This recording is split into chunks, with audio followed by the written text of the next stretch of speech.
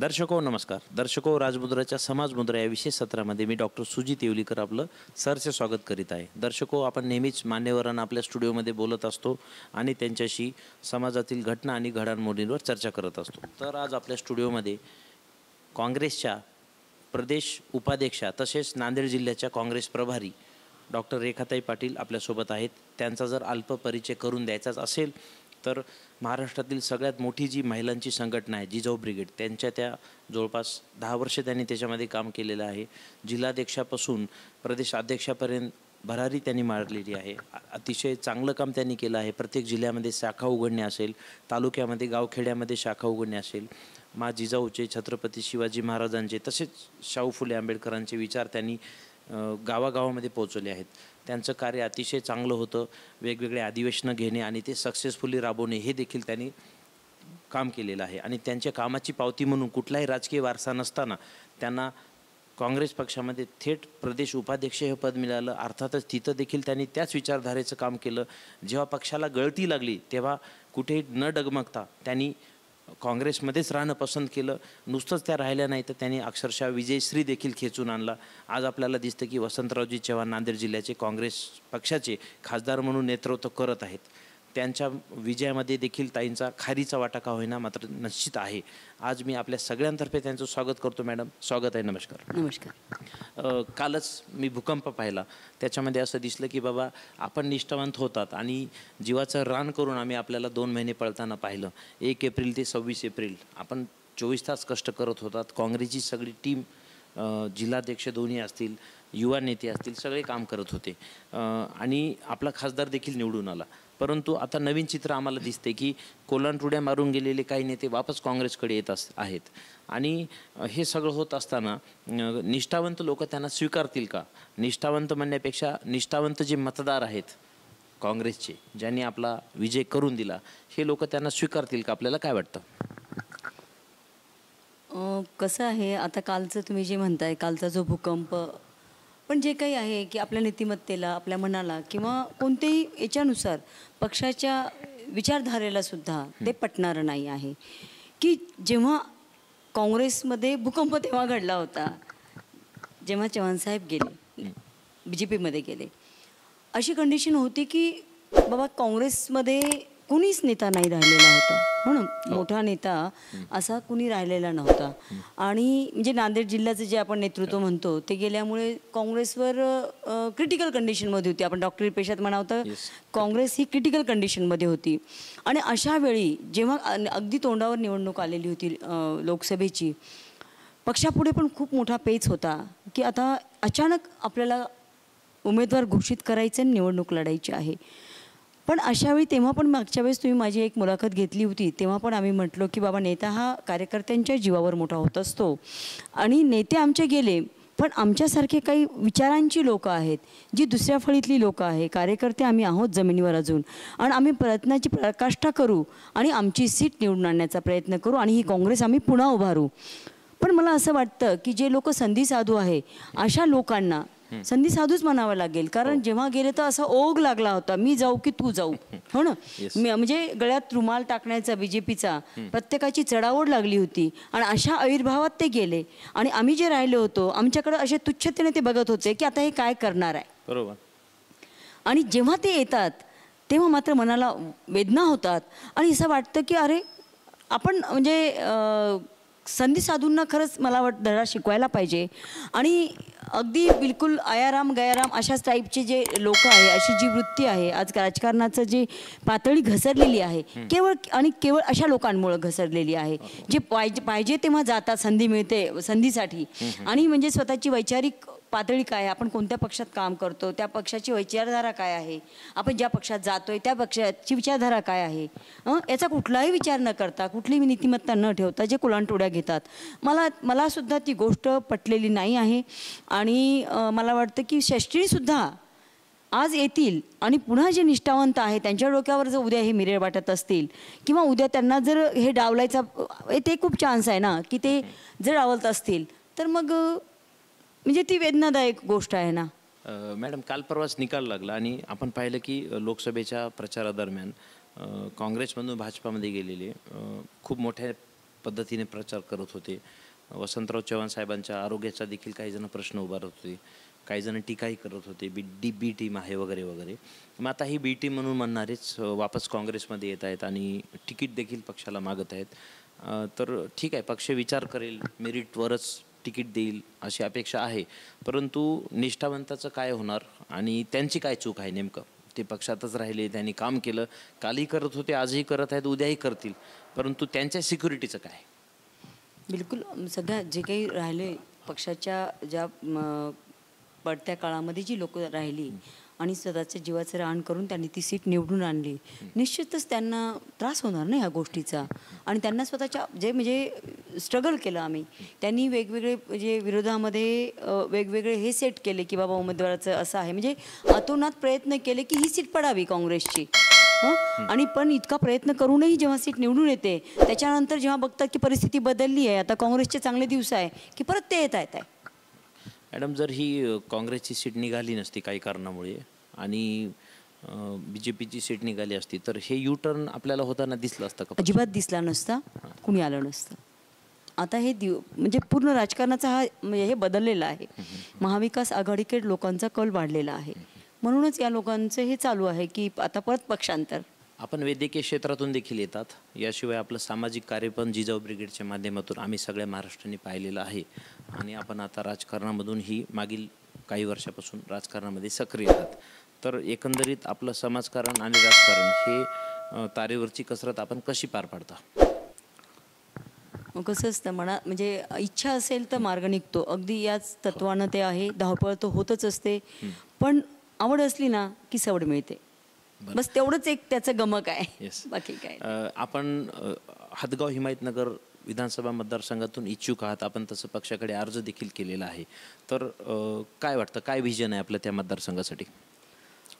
Actual कसं आहे की मी महिला काँग्रेसची राज्याची उपाध्यक्ष आहे आणि आपल्याला सगळ्यांना माहिती आहे की BJP सरकारने 21 सप्टेंबर 2023 एक विशेष अधिवेशन बोलवलं आणि महिला आरक्षण विधेयक पास केलं.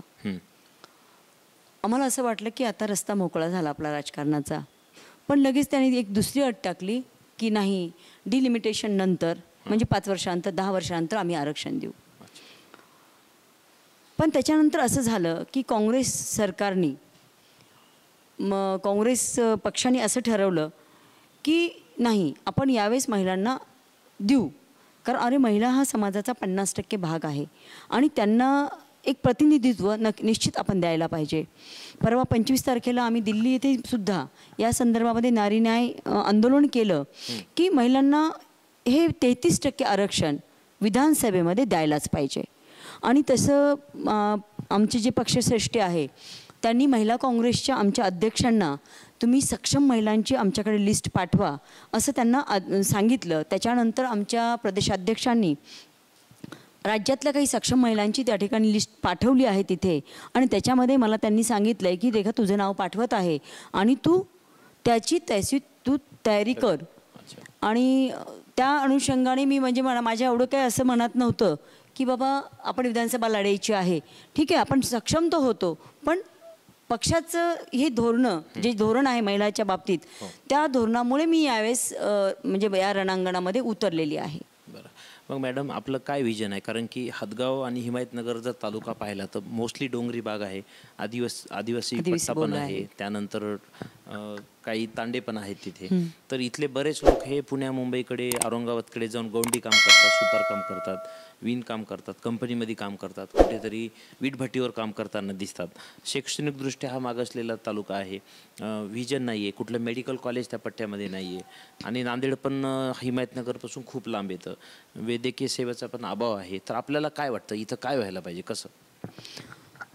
तुम्ही जे म्हणताय की हदगाव आणि हिमायतनगर तसा विचार करता शैक्षणिकदृष्ट्या असतील किंवा आरोग्याच्या दृष्टीने सुद्धा असेल, बाकी सगळ्याच बाबतीत हा तालुका दोन्ही पण तसे आपण विचार करता मागासच म्हणावं लागलं. मी शैक्षणिक आणि याच्या बाबतीत म्हणते आहे, पण बाकी विचार करता तर तिथे शेती वगैरे चांगली आहे.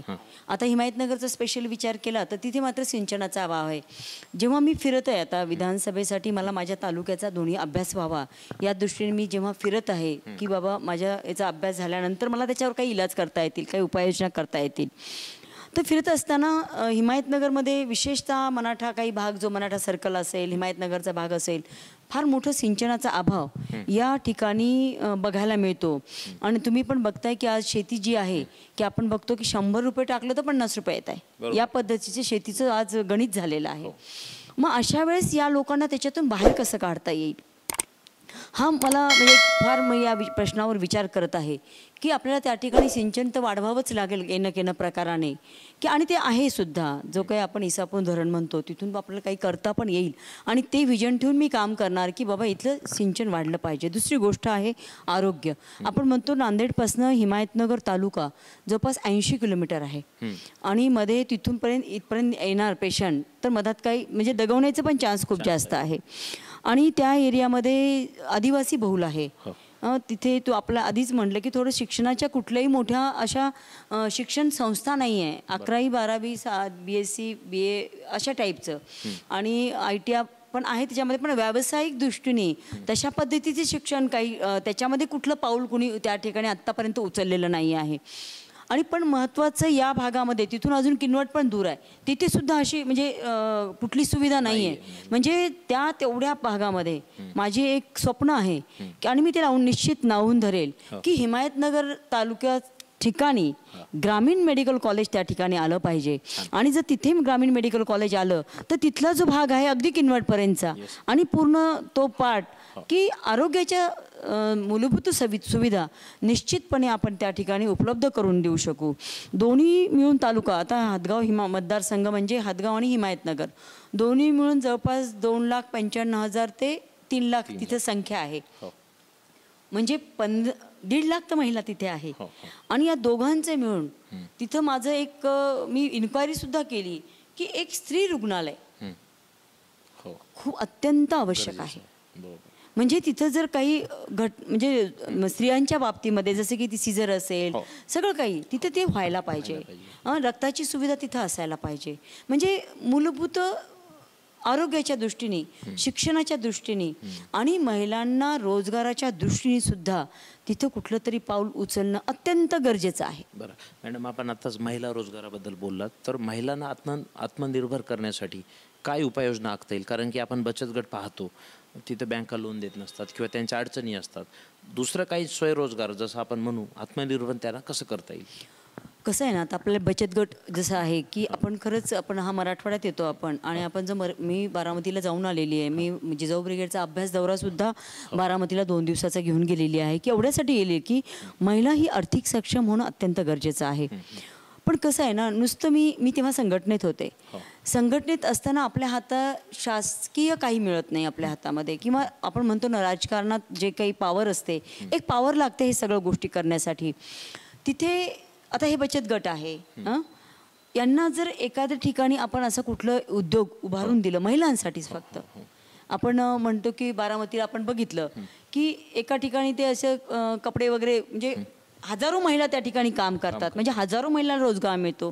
तिथे ती स्टिच होतो कपडा आणि ते ब्रँड लावून बाहेर पाठवले जातो. म्हणजे अशासारखं कुठलेही उद्योग, मी एक तुम्हाला उदाहरण दिलं की बाबा कपड्यांचं दिलं, तुम्ही म्हणता फूड प्रोसेसिंग.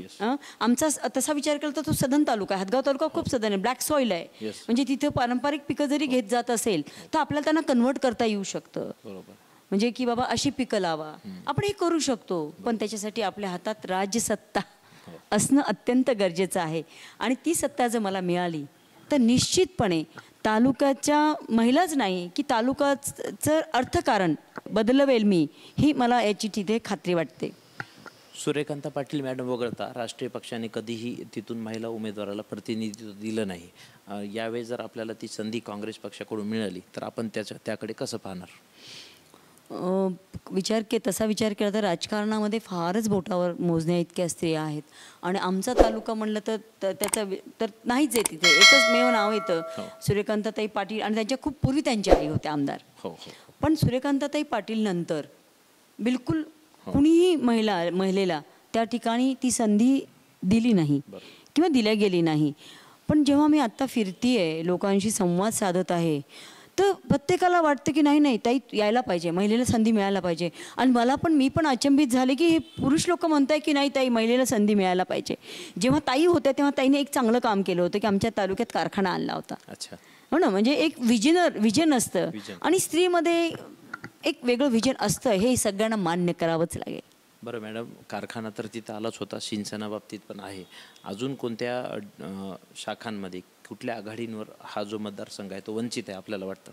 सगळ्याच बाबतीत जवळपास वंचित आहे तो, सगळ्याच बाबतीत. एक तर क्वालिटी एज्युकेशन तुम्हाला तिथे मिळत नाही. आज मी बघते की 7वी 8वी 5वी पासून लेकरं आज नांदेडला आहे. प्रत्येकाला आज मी आज जातीये ना गावामध्ये, ताई आमची मुलं नांदेडला येतो, आम्हीच इथे राहतो, मी आपले 4 दिवसाला 8 दिवसाला जाणं येणं करतो. म्हणजे कुटुंब विस्थापित व्हायची वेळ आली आहे की चांगलं क्वालिटी एज्युकेशन त्या ठिकाणी नाही आहे म्हणून. म्हणजे जेव्हा शिक्षणाच्या बाबतीत तुम्ही वंचित असता तेव्हा तुम्ही सगळ्याच बाबतीत वंचित आहे. जिल्हा परिषदच्या शाळेची अवस्था तर ना म्हणजे असं बघण्यासारखी नाही. जिथे तुम्हाला 4-5 लोकांचा स्टाफ लागतो, टीचर लागते, तिथे 2 टीचर आहे. जिथे 7 लोकांचा लागतो तिथे 3 टीचर आहे. म्हणजे अशी अवस्था तालुक्याची आहे त्या ठिकाणी. दळणवळणाचा अभाव आहे, म्हणजे बरंच काही आहे, पण ते कालाच्या ओघात ते होत राहतील. पण बेसिक गोष्टी खूप महत्त्वाच्या आहे. मॅडम, लोकसभा 2024 निवडणूक हिंगोलीमध्ये झाली. महाविकास आघाडीचे उमेदवार नागेश पाटील आष्टीकर होते. त्यांचा प्रचंड बहुमताने विजय देखील झाला. तो विजयश्री खेचून असताना नांदेडप्रमाणेच आपल्याला हिंगोलीची पण जबाबदारी होती, कारण आपण प्रदेश बॉडीवर आहात. काय ठरलं होतं टिळक भवन मुंबई येथे, कारण आपण प्रदेश बॉडीचे आहात, आणि कशा पद्धतीनं आपण निवडून आणायचं ठरवलं? प्रदेश बॉडीकडून मुंबईला सगळ्यांना असं आदेशित होतं की आपल्याला महाविकास आघाडीचे सगळेचे सगळे लोक निवडून आणायचे आहेत, आणि तो आमच्या प्रतिष्ठेचा एक प्रश्न पण होता. तसं महाविकास आघाडीचे आमचे नेते माननीय नानाभाऊ पटोलेजी, माननीय शरदचंद्र पवार साहेब आणि माजी मुख्यमंत्री माननीय उद्धव बाळासाहेब ठाकरे साहेब, या सगळ्यांच्या आदेशाने प्रत्येक पक्षाचा कार्यकर्ता ही लोकसभेची जागा निवडून आणण्यासाठी अगदी म्हणजे झटत होता. आणि प्रत्येकाने आपल्या आपल्या परीने काम केलं. आणि अक्षरशः मला एक जणांनी तर असं सांगितलं, ताई मी पहिल्यांदा काँग्रेसला मतदान करतोय शिवसेनेचे. म्हणजे त्यांच्या सगळ्यामध्ये एवढी एकोपा या ठिकाणी आला होता, नाही आपल्याला कोणत्याही परिस्थितीत हे सगळ्या सीट निवडून आणायचे आहेत. ते इथले शिवसेनेचे म्हणत होते की नांदेडची आणायची, आणि काँग्रेसचे म्हणत होते की हातगावची आणायची. म्हणजे इतक्या चांगल्या एकोप्याने त्या ठिकाणी ह्या दोन्ही जागा, आणि आम्ही आपल्या परभणीची पण जागा, म्हणजे महाविकास आघाडीच्या आसपासच्या सगळ्या आपल्या जागा निवडून आल्या. इव्हन मला जालन्याच्या जागेसाठी सुद्धा माननीय आमचे काळेसाहेब, कल्याण काळेसाहेब यांनी सुद्धा कॉल केला की ताई तिथलं संपलं, आता तुम्ही इकडे या. म्हणजे सगळ्या पद्धतीत महाविकास आघाडीचं धावपळ झाली. निश्चित माझा हातगाव आणि हिमायतनगर मतदारसंघ, नांदेड, सकाळी इकडे जायचं, संध्याकाळी असं धावपळ तर झाली, पण एक जिद्द होती की नाही आपल्याला जिंकायचं आहे. बरं, आपल्या हातगाव तालुक्यातले शिवसैनिक देखील आपल्याला पाहत आहेत. कोणताही कार्यकर्त्याला त्याचा पक्ष, त्याचं चिन्ह अतिशय महत्त्वाचं असतं. उद्धव बाळासाहेब ठाकरेसोबत तसा घात झाला आणि त्यांना पक्षही गेला, चिन्हही गेलं, तरी पण निष्ठावंत लोकांनी त्यांना निवडून आणलं, मशाल चिन्हावर उभे होते. तर त्या कार्यकर्त्यांना आपण काय सांगाल? नाही, आणि मी त्यांची कार्यकर्ते बघितली ना, उद्धव बाळासाहेब ठाकरे गटांची, की त्यांच्यामध्ये जास्त उत्साह होता. मी त्यांच्या इथल्या काही बैठकी त्यांनी स्वतः अरेंज केल्या होत्या, नांदेडच्या त्यांनी केल्या होत्या शिवसैनिकांनी. आणि ताई आम्हाला एकच करायचं आहे, आमच्या साहेबांना जे यांनी त्रास दिला, आमचं सगळं म्हणजे त्यांचं सगळं हिरावून घेतलं ना, त्यांचं असताना सुद्धा त्यांच्यामध्ये एक अशी बदलायची भावना होती, नाही यांना धडा शिकवायचा. आणि त्यांनी म्हणजे तसं जिद्दीनं काम करून त्यांनी कॅन्डिडेट निवडून आणला. अच्छा, आमच्या चॅनलच्या माध्यमातून आपल्याला आता जर भविष्यात उमेदवारी मिळाली तर आपण जनतेला काय आव्हान करसाल? हातगाव हिमायतनगरमधून जर आपण उमेदवार झाले तर? मी या ठिकाणी जनतेला हेच अगदी प्रांजळपणे आव्हान करेल की मी या ठिकाणी एक महिला म्हणून माझा एक हक्क या ठिकाणी मागत आहे, जो की कुणीतरी महिलांनी यासाठी पुढाकार घ्यायला पाहिजे असतो की आपल्याला कुणी आणून देणार नसतं, त्यासाठी तुम्हाला पुढाकार घ्यावाच लागत असतो. आणि त्यासाठी आपण माझ्या या म्हणजे उमेदवारीसाठी निश्चितच मला चांगल्या पद्धतीत या ठिकाणी कौल द्याल आपण, आणि माझी उमेदवारी आपण आपल्या याच्यातून म्हणजे माझी फिक्स कराल, हीच एवढी माझी हदगाव आणि हिमायतनगर जनतेकडे अपेक्षा आहे. बरं मॅडम, हदगाव हिमायतनगर हा आदिवासी बहुल आहे. आदिवासी समाज बऱ्याच संख्येने आहे. आदिवासी समाजाला आरक्षण देखील आहे. परंतु अजून काय असं करता येईल की त्यांचा जास्तीत जास्त विकास होईल, शैक्षणिक, सामाजिक, आर्थिकदृष्ट्या अजून सबल करता येईल? आपल्याला काय वाटतं? जो तुम्ही म्हणता ना आदिवासी बहुल आहे आणि तिथे थोडंसं शिक्षणाचा अभाव आहे बराच. आणि ज्या काही सुविधा असतात की आता समजा बरेच इंटेरियर आहे, तुम्हाला पण कदाचित त्या एरियाचा अभ्यास असेल, तर त्या ठिकाणी सगळी शाळेच्या ज्या सुविधा आहेत त्या बेसिक आपल्याला करून देणं आवश्यक आहे. जोपर्यंत शिक्षण नाही ना तोपर्यंत त्यांना विकासाकडे येणार नाही. आणि जसं शिक्षण होईल लागेल तसं आपोआपच त्यांचा सगळा पद्धतीचा विकास त्या ठिकाणी होईल. आता जे आपण म्हटलो की शिक्षण सगळ्यात महत्त्वाचं आहे आणि त्याच्यासाठी जी काही लागणारी कनेक्टिव्हिटी आहे, त्यांना जे रोड लागतील म्हणा किंवा वेगळ्या एक्स्ट्रा बसेस म्हणा, की त्याची प्राथमिक ज्या सुविधा आहेत त्या देणं अत्यंत गरजेचं आहे. आणि त्यांच्या बाबतीत आरोग्याच्या बाबतीत त्यांचा सगळ्यात महत्त्वाचा प्रश्न आहे की त्याचं अवेअरनेस त्यांच्यामध्ये आलं पाहिजे. आणि त्यासाठी मी जे सुरुवातीला तुम्हाला म्हटलं की माझी खूप इच्छा आहे की हिमायतनगरसारख्या ठिकाणी ग्रामीण मेडिकल कॉलेज होणं हे एक आवश्यक आहे त्या ठिकाणी. बाकी त्यांचं प्रबोधन जे काही म्हणतो आपण, काही गोष्टी अशा असतात की बऱ्याच काही त्यांच्या गैरसमज असतात, काही अंधश्रद्धा असतात, ज्याच्यामुळे बऱ्याच वेळा की आपण बघतो की डॉक्टरकडे जायच्याऐवजी कुठेतरी गंडे दोरे किंवा किती वेळा अंगावर काढणे, अशा काही गोष्टीमध्ये त्यांचं इन्व्हॉल्वमेंट असते. त्यासाठी प्रबोधनाची मात्र फार जास्त गरज आहे. मॅडम, आपण सामाजिक कार्यात होता 10 वर्षापासून, पक्षामध्ये देखील मागील 5-6 वर्षापासून आहात, तर आपली एखादी अशी आठवण आहे का की आपल्याला नेहमी प्रेरणा देऊन जाते? आता मी कुठल्याही संघटनेत काम करताना म्हणा किंवा जी काही लोकांचं प्रेम मिळतं हे खरं तर प्रेरणादायी असतंच. पण मला जास्त प्रेरणादायी काय होतं हे मला इथं आवर्जून सांगावं लागेल. कुणी केलेला माझा अपमान किंवा कुठं मी जेव्हा जास्त दुखावल्या जाते ना त्या दिवशी मी अपसेट असते, पण त्याच्यानंतर मात्र असं होतं की नाही, मी याला करून दाखवेल. आणि सगळ्यात मोठी प्रेरणाच ती आहे माझी की मी त्याला म्हणजे त्याच्यातून म्हणजे वर येऊन मी त्याच्या पुढे जायचा प्रयत्न करते. आता जे राज्य शासन चालू आहे, ती 3 चाकी रिक्षा आपण त्याला म्हणतो, 3 पक्षाचं सरकार आहे, तर या सरकारच्या कार्यावर आपण समाधानी आहात का? अजिबात नाही. कारण आता बघा तुम्ही, मी तुम्हाला आत्ताच म्हटलं की शेतीचा प्रश्न, माझ्या तालुक्यामध्ये ब्लॅक सॉईल आहे, खरंच फर्टाईल लँड आहे खूप. पण जे काही संकट येतात आहे, कधी जास्तच पाऊस पडतोय, कधी पाऊसच पडत नाही, याच्यामध्ये काय झालंय की शेतकरी फार मोठ्या संकटात सापडलाय. म्हणजे तुम्हाला हे हे आहे, चांगलं आहे, म्हणजे काय म्हणते, जमीन चांगली आहे, पण तुमचं नैसर्गिक आपत्तीने आज आमच्या इकडचा शेतकरी खूप जास्त परेशान आहे. आणि त्याच्यासाठी मग आता कालच्या मी फिरत असताना मला जाणवला सगळ्यात मोठा प्रश्न आहे विमा. का भरतो शेतकरी विमा? की बाबा मला आपण आरोग्याचा विमा भरतो की मला संकट काळामध्ये ते मदत होईल काहीतरी म्हणून.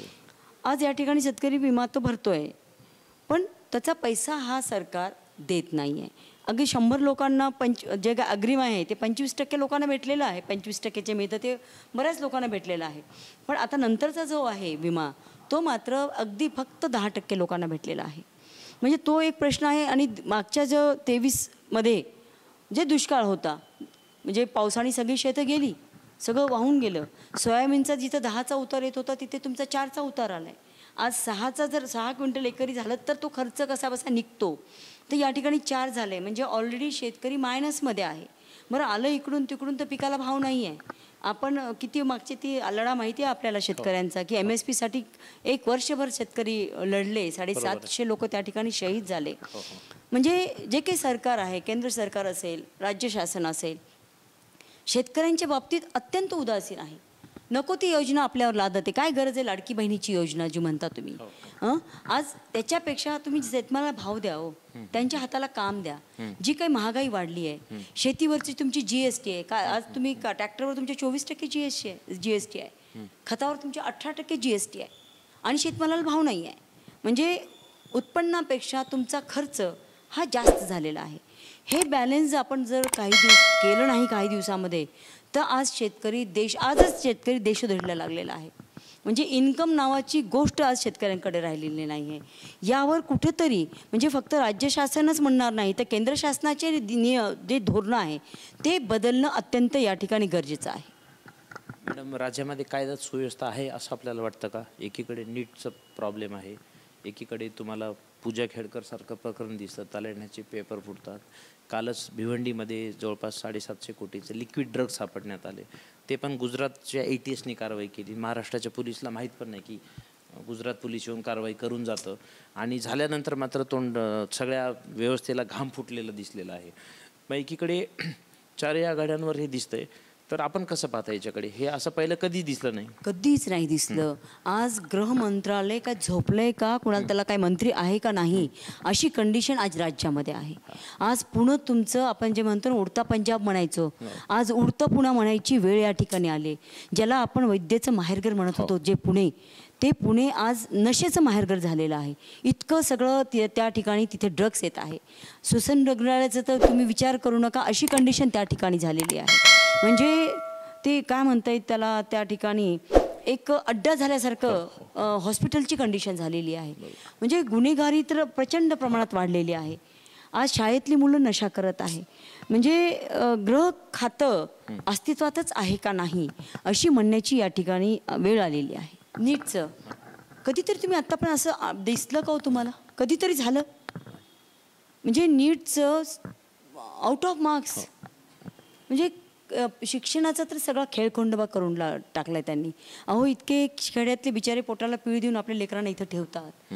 त्या लेकरांना 700, 600, आज मेडिकलचा कट ऑफ तुमचा 640 पर्यंत जाणार आहे. म्हणजे शेतकऱ्यांच्या मुलांनी स्वप्नच बघू नये का? आम लोकांनी स्वप्न बघू नये का? अशी कंडिशन झाली आहे. म्हणजे एक साधा प्रश्न नाही आहे हा. जेव्हा स्वतःच्या मुलावर ही वेळ येते ना तेव्हा त्यांना कळतं. पण मला पहिल्या स्वतःला मुलं असावं लागतं तर त्या वेदना कळतात. असं म्हणायची वेळ बोलायला नाही पाहिजे हे, पण हे बोलायची वेळ या ठिकाणी या सरकारने आपल्यावर आणलेली आहे. PGची एंट्रन्स बघा, पहिल्यांदा पोस्टपॉन झाली, परत प्रीपॉन झाली, परत कॅन्सल झाली, परत पोस्टपॉन झाली. काय लावलंय? म्हणजे तुम्ही एक एक्झाम नीट घेऊ शकत नाहीये.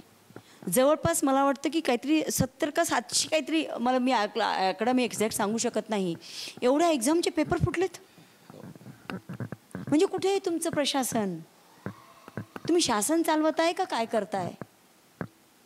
मला तर पब्लिकला या ठिकाणी आव्हान करावं वाटतं की प्रत्येकाने जाऊन हे या प्रशासनाला या बाबतीमध्ये विचारला पाहिजे आणि तुम्ही लोक रस्त्यावर उतरलेच पाहिजे. जोपर्यंत जनता या बाबतीत अवेअर होणार नाही. अरे तुमच्या पोरांवर अन्याय होतोय. त्यांचं कित्येक लेकरांनी सुसाईड केलेत, एक घर उद्ध्वस्त झालेत, म्हणजे कित्येक घर याच्यातून उद्ध्वस्त झालेत. जेपर्यंत तुमच्या इथपर्यंत येत आहे आताही तुम्ही जागे नाही होणार आहे तर कधी जागे होणार आहे? तर मला जनतेला आव्हान करायचं की या बाबतीत आपण रस्त्यावर उतरलं पाहिजे आणि या बेजबाबदार शासनाला धडा शिकवला पाहिजे.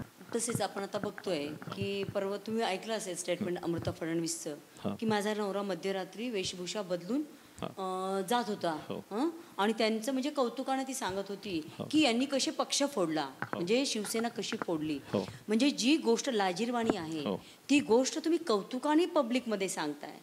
कालच ऐकलं मी की अजितदादा पवार सुद्धा स्वतःचं नाव AP पवार म्हणून तुम्ही विमानानं प्रवास करायचे, अमित शहाला भेटायचे आणि पुन्हा सकाळी लगेच नाव बदलून परत यायचे. म्हणजे ही जी लोक आहे यांचं जन्मच मुळी फक्त राजकारण करण्यासाठी झालं आहे आणि आपली सत्ता कशी टिकवायची. म्हणजे त्याला कुठलीही नीतिमत्ताची जोड नाही, कुठलेही काही काम नीच म्हणजे लेवलपर्यंत जायला पण ही मागे पुढे बघणारी लोक नाही आहेत. फक्त जे काय तर खुर्चीसाठी. अशा लोकांकडनं आपण कुठलीही चांगल्या याची अपेक्षा करू शकणार नाही आहे. तुम्ही पूजा खेडकरचं प्रकरण बघा, म्हणजे अगदी स्वतःला तुम्ही साधं खरंच गरजू आहे एखाद्याचं, आपल्याला हँडिकॅप सर्टिफिकेट काढायचं असेल, खरं असेल तर त्याला किती दिव्यातून जावं लागतं हे तुम्हाला माहिती आहे, मला माहिती आहे. बरोबर. आमच्याकडे डोळ्यांचे पेशंट येतात, त्यांचा दृष्टिदोषाचं सर्टिफिकेट काढायचं असेल तर त्यांना बऱ्याच काही याच्यातून जावं लागतं खरं असताना. पण जेव्हा बिनदिक्कतपणे तिला ते सर्टिफिकेट मिळतं, बिनदिक्कतपणे ती IAS होते, म्हणजे असं म्हणजे तुम्ही विचारच करा की कुठपर्यंत ही प्रशासन व्यवस्था यांनी दूषित केलेली आहे. मग यांचं लक्ष कुठलं प्रशासन चालवण्याचं नाही आहे, तर माझी फक्त खुर्ची कशी टिकवायची एवढंच लक्ष आहे. फुटाफुटीतून आणि अशा कुठल्याही दुष्कृत्यातून आलेलं हे सरकारांकडनं आपण नीतिमत्तेची किंवा कुठलीही शासन सुरळीत चालण्याची अशी कुठली आपण अपेक्षा या ठिकाणी करणार नाही. आणि अशा या सरकारचा या ठिकाणी मी जाहीर निषेध करते, धिक्कार करते. डॉक्टर रेखाताई पाटील त्यांनी आपल्या विशेष आणि खास शैलीमध्ये सरकारचा समाचार देखील घेतला आहे. पेपरफुटी असेल, नीट घोटाळा असेल, पूजा खेडकरचं प्रकरण असेल, शेतकऱ्यांच्या महागाईचा प्रश्न असेल, खतांचा प्रश्न असेल, दुष्काळीचा, बेरोजगारीचा असेल किंवा शेतकरी आत्महत्याचा प्रश्न असेल, अशा अनेक बहुआयामी त्यांनी मांडणी केलेली आहे. शिवाय त्यांचा दुर्गम भाग येतो हिमायतनगर आणि हातगाव मतदारसंघ. या दोन्ही मतदारसंघामध्ये काय व्हायला पाहिजे, आरोग्य, शिक्षण या सुविधावर देखील त्यांनी आपलं परखड असं मत मांडलेलं आहे. दर्शको, ही मुलाखत आपल्याला कशी वाटली जरूर कळवा. मॅडम, आपण आम्हाला वेळ दिलात, मी आपला अत्यंत आभारी आहे. मी या ठिकाणी राजमुद्रा चॅनलचे खूप जास्त आभारी आहे की मला प्रत्येक वेळेस आपण संधी देता आणि माझे काही म्हणणं आहे, जे काही माझे विचार आहेत, आपण सर्व प्रेक्षकापर्यंत पोहोचवण्याचं काम करता, त्याबद्दल मी तुमची आभारी आहे. धन्यवाद मॅडम. तर दर्शको, इथेच मी आपल्या रजा घेतो. कुठेही जाऊ नका, बघत राहा फक्त आणि फक्त राजमुद्रा न्यूज लाईव्ह. धन्यवाद.